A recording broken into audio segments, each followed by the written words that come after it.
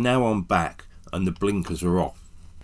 In this series I'll be searching for Spain's most beautiful towns and villages. Join me as I discover the Spain I never knew. Our destination today is about 30 minutes east of the ferry port at Santander. This small coastal village stands out for its medieval and Baroque buildings. It's also one of the few places outside of Catalonia where modernist artists work, with their works abundant and visible throughout the town. And interestingly, this little tiny town in 1881 became the capital of Spain for just one day. And if you want to find out how that happened, I'll tell you later in the video.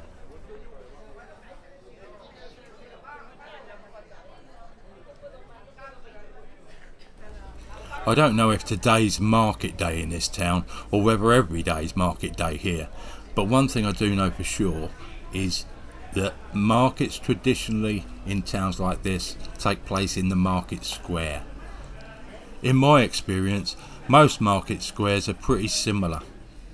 Not here though.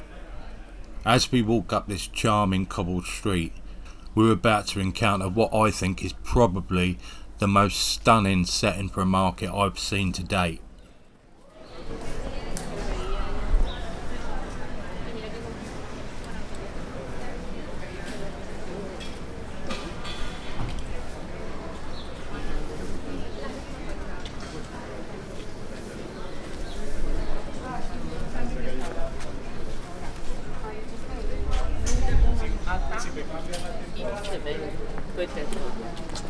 Possible jeudi, vendredi,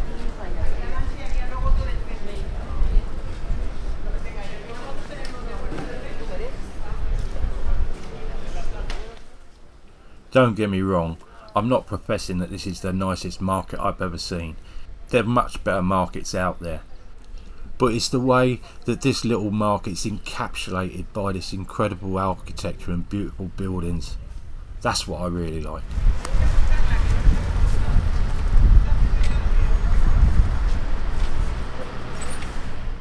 Another thing I like about it is that it's not all on one level like a traditional market square. It's not flat. This market kind of climbs up the hill as you go through the town, and it's sort of on several different plateaus, different layers.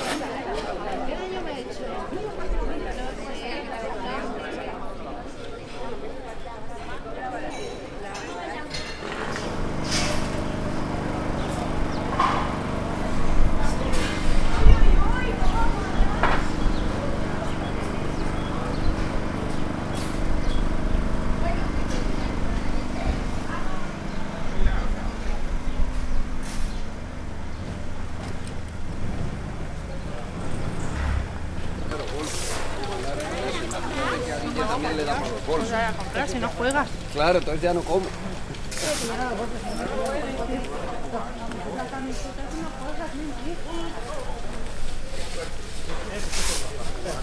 From the second half of the 19th century, the Spanish royal family began to spend their summers in Comillas. As a result of this, a lot of other Spanish nobility followed, many of whom still frequent the town today. So this town effectively became the summer retreat of lots of royalty and nobility. And on the 6th of August 1881, following an agreement between King Alfonso XI and the Ministers' Council to gather a formal meeting in town, Comillas became the capital city. I can only assume that King Alfonso didn't want to interrupt his holiday in Comillas, travel all the way to Madrid to attend a boring meeting, and then travel all the way back again to resume his holiday. So instead, using his power, abusing you might say his power, he made Comillas the capital city for the day, attended the meeting there, and once it was over, he changed it back so that Madrid became the capital once more. Now, I should make it clear that I've not actually seen any factual information saying that this is what happened. This is just my assessment from reading between the lines of the little information there is out there. I'd love to hear from any Spanish historians, especially if I'm barking up the wrong tree.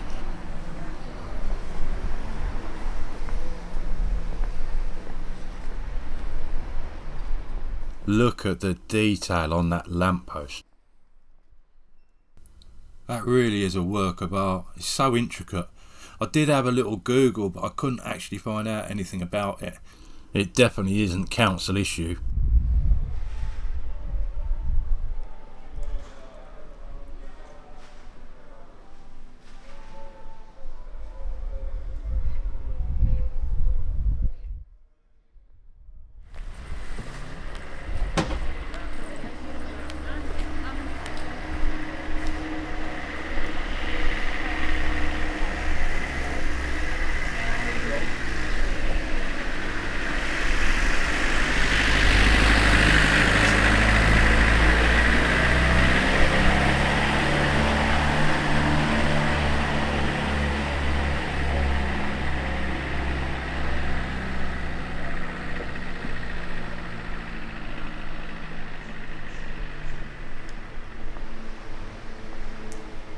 This grandiose building's the library.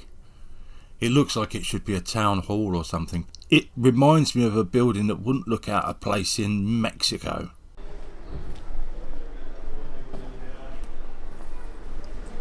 I don't know if you're aware of this, but when it comes to bathrooms and kitchens and floors, a lot of tiles in the UK are imported from Spain. Spain's a big producer of ceramics and tiles, and I think this building highlights what else can be done with them. It's a lovely alternative to render or brickwork. Very Spanish. That must have cost a fortune.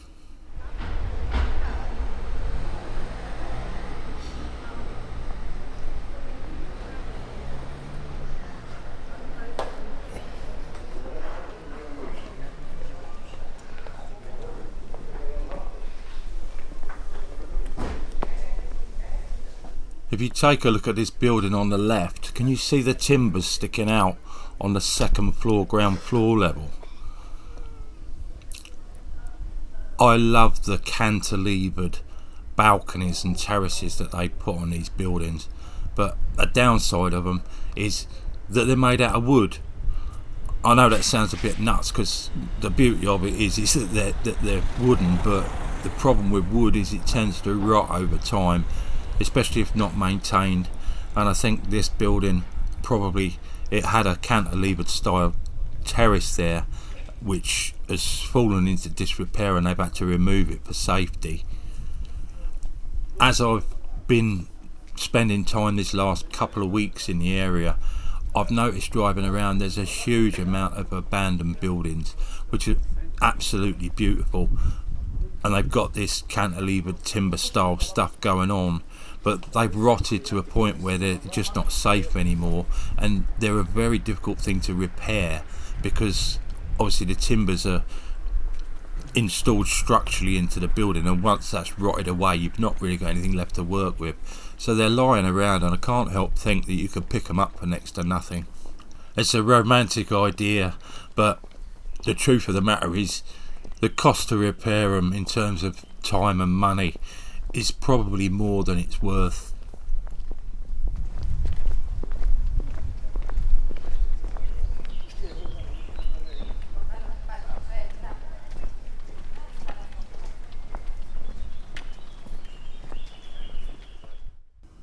If you look in the distance down there, you can see the bay. The town's situated just on the edge of the Cantabrian Sea. There's a little port and a beautiful beach, which we'll see a little bit later on.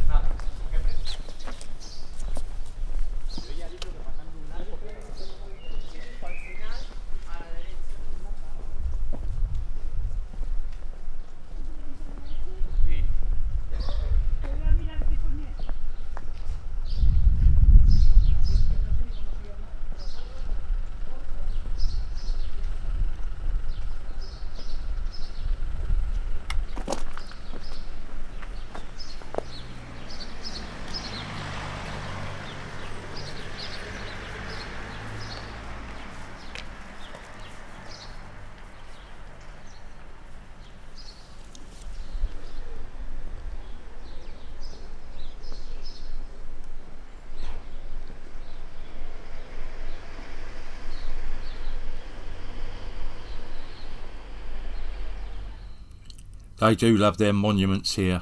I don't know who this chap is, but I love the way he's situated, looking out across the whole town. It makes me question whether he's a protector of the people, or maybe even a disciplinarian watching out over his flock.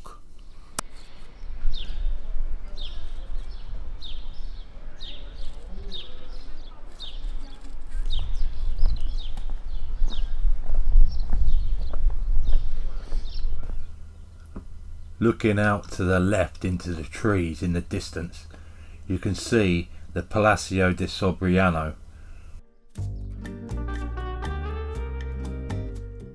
The Palacio de Sobriano was built for Antonio Lopez y Lopez.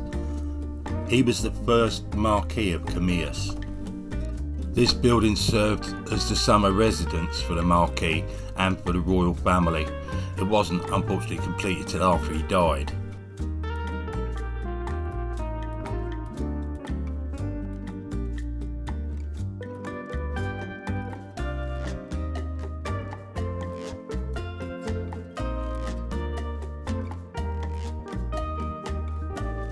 The beautiful little chapel next door was built before the palace, and inside it features some furniture designed by the famous modernist architect Antoni Gaudí.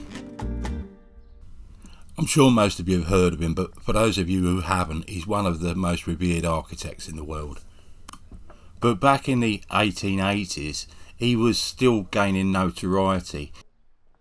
His work, though, had gained the attention of the royal family. At the beginning of this video, in the intro, there was a shot of his most famous work. You'll find this in Barcelona. It's known as La Sagrada Familia. It's the pinnacle of achievement for Gaudi. It's more than just a building. It's like a tapestry. The building represents, at least in part, the story of Christ. The scale of Gaudi's vision is on another level to any construction project I've ever known of. This project was started 135 years ago, and it's still not complete, although it's very, very nearly there in the next few years, I think. It's no wonder people travel from all over the world to come to see it. Although he wasn't involved in the design of the palace, he was commissioned to build a house for the Marquis's lawyer. This building's known as El Capriccio, and we'll be coming up to that in a little bit.